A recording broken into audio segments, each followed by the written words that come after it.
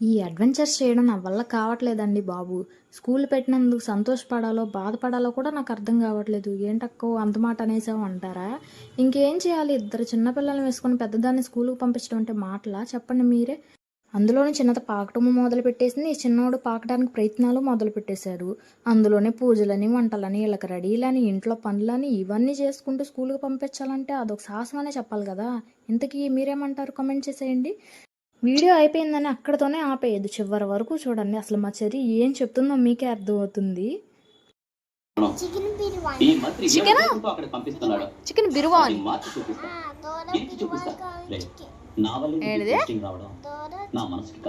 దోలో chicken biryani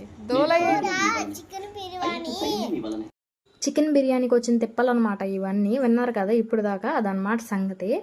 అయితే ఇంకా చాలానే మాట్లాడింది. ఎవరైనా చూడాలనుకుంటే కామెంట్ చేయండి, నెక్స్ట్ షార్ట్లో అప్లోడ్ చేస్తాను. అలాగే వీడియో చూసినందుకు thank you so much. Like, share and subscribe. Thank you for watching.